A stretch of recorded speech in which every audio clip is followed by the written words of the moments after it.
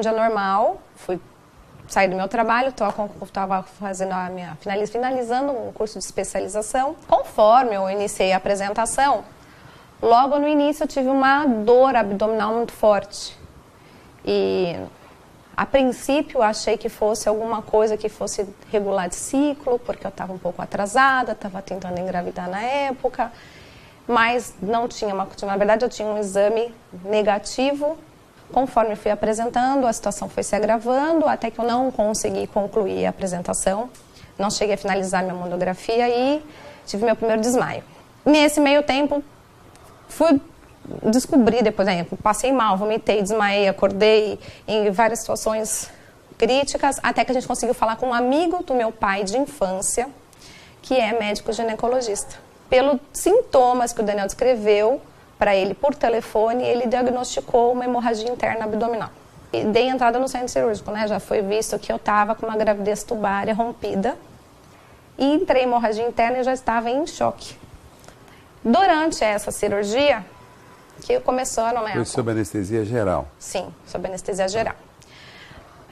O primeiro fato, assim, engraçado, que eu também não sei se é relevante, mas eu sabia que o Betinho estava vindo. Ele conseguiu alguém para substituí-lo em algum plantão, algum compromisso, estava vindo para participar da cirurgia, porque o meu tio, chamo de tio, né, o outro médico, o pai dele chamou, pediu auxílio, e eu queria que o Betinho chegasse. Eu já estava lá, já estava no centro cirúrgico, já estava sendo preparada para a cirurgia, e o Betinho não chegava. Até então, completamente consciente. Até a hora que eu vi, o Betinho entrou no centro cirúrgico, eu vi, na hora que eu vi foi a hora que eu relaxei. Eu já estava sendo anestesiada. Mas ele me conta que quando ele chegou eu já estava sedada. Eu me lembro dele chegando. A partir daí, realmente, eu desliguei, a cirurgia iniciou. E num determinado momento, eu me vi em outro ambiente. Eu me encontrei num outro ambiente. Esse ambiente era uma sala. Eu estava numa maca, numa cama. Relato uma maca porque eu estava num hospital, então acho que tem essa parte também de confusão. Mas eu estava numa cama e era uma sala de luz muito forte, muito intensa, porém não ofuscava nada. Ela não incomodava, não cegava.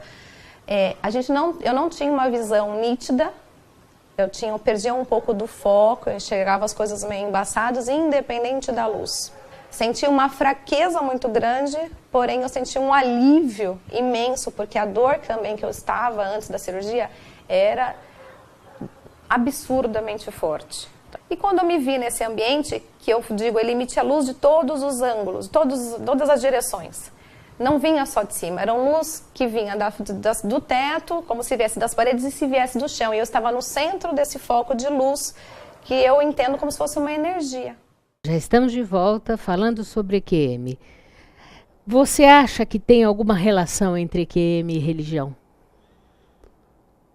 Então, Mônica, na pesquisa que nós fizemos, a gente procurou focar esse trabalho da seguinte forma: se essas histórias são verídicas, se essas pessoas estão consideradas mortas, estão descrevendo o que está acontecendo com elas ali no ambiente, isso pode ser comprovado, então aonde é que está a consciência? Onde está? Ela não está naquele cérebro que está sendo considerado morto, que não tem circulação. O coração está parado.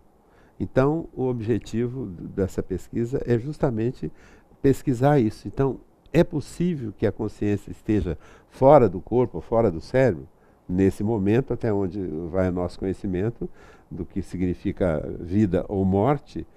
Essas pessoas, a consciência não está naquele cérebro lá.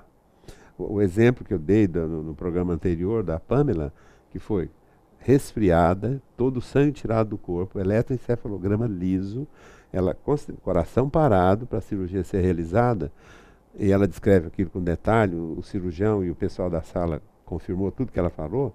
Então essa consciência não estava naquele lugar. O pesquisador holandês, o Pim van Loon, fala uma outra coisa que a gente pode conversar em outro momento, numa consciência não local. Não está localizada ali, para as pessoas descreverem isso. Então isso é um objetivo de questionamento de quem faz pesquisa sobre EQM. Onde está a consciência? Pois é. Agora, isso eu acho que traz um outro raciocínio que é importante dizer o seguinte, porque estudar EQM pode trazer novos paradigmas para a questão do doação de órgãos. Quando é que a pessoa está morta, afinal? Se você considerou morta, a pessoa volta dizendo um monte de coisa e ressuscitou. E outra coisa, há relatos bem conhecidos de pessoas consideradas em estado vegetativo, que o médico está discutindo ali como é que vai ser a eutanásia, se vai desligar o coração, os batimentos cardíacos, e de repente o paciente acorda e fala que sofreu horrivelmente de ouvir aquela conversa entre o marido e o médico. Então, quando é que nós estamos verdadeiramente mortos? Eu acho que a pesquisa de EQM tem esse papel. Pode mudar muita coisa.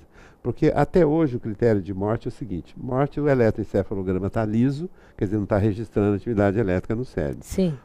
Quando isso é duvidoso, você tenta injetar contraste na artéria que leva sangue para o cérebro, e o contraste não passa, porque a pressão dentro do crânio é muito grande, não chega sangue, então é considerado pessoa morta. Mas nós sabemos, por exemplo, que o eletroencefalograma fala muito sobre atividade elétrica na superfície do cérebro. Uhum. Mas o tronco cerebral, o eletroencefalograma não fala nada a respeito dele. E o tronco cerebral controla batimento cardíaco, controla sono e vigília, controla a respiração. Sim. Né? Eu não sei se muita gente não sabe disso, mas a maioria das pessoas, quando vão doar órgão, o cadáver, entre aspas, o doador, ele é submetido à anestesia geral. Você sabia disso? Não. Por quê? Por causa da chamada síndrome de Lázaro. Quando você vai abrir um cadáver para tirar um órgão, às vezes ele mexe. É. Todos nós dizemos que são reflexos pós-morte. Mas o cara está quente, coração batendo, você vai lá tirar o fígado dele e de repente ele dá um tranco. É chamada síndrome de Lázaro. É como se ele tivesse... Tanto é verdade que a maioria das pessoas que retiram o órgão quer o doente, quer o cadáver anestesiado. Então, isso é uma coisa assim, eu acho que esse assunto é aberto para discussão, né? Eu imagino que conhecer um pouco mais sobre o que significa a experiência quase de morte pode trazer até mudanças em paradigmas. Né? Mudanças de paradigmas e levanta questões éticas também, né? Muitas questões éticas. Bom, dica final então para o nosso telespectador, o nosso convite realmente, novamente, aqui as pessoas conheçam o canal no YouTube. Afinal, o que somos nós? O que somos nós, não é? E você gostaria de estar falando mais alguma coisa? Não. Você, em algum momento, perguntou, afinal, qual era a minha opinião sobre isso, né? Do ponto de vista científico, adoraria que isso fosse tudo verdade. Renascer de novo, encontrar pessoas queridas, conhecidas, amigos que eu perdi, familiares, né? Mas isso é uma coisa pessoal, e de muita gente, acredito. Mas, do ponto de vista científico, a gente tem que ficar com os dados que a ciência, que ainda está engateando nesse aspecto, né, pode nos dar. Mas gostaria muito que isso fosse verdadeiro, todas essas histórias que eu tenho ouvido. Sim. Muito obrigada. Obrigado a você, Mônica. E você não deixe de acessar www.programaartedeviver.com.br. Tchau, tchau.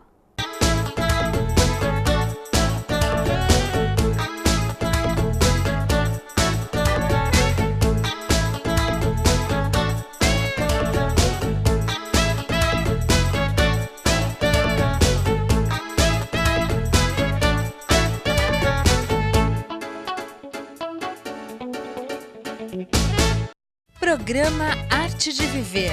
Apoio Sicom, Sindicato dos Condomínios Prediais do Litoral Paulista, a mão amiga no momento certo.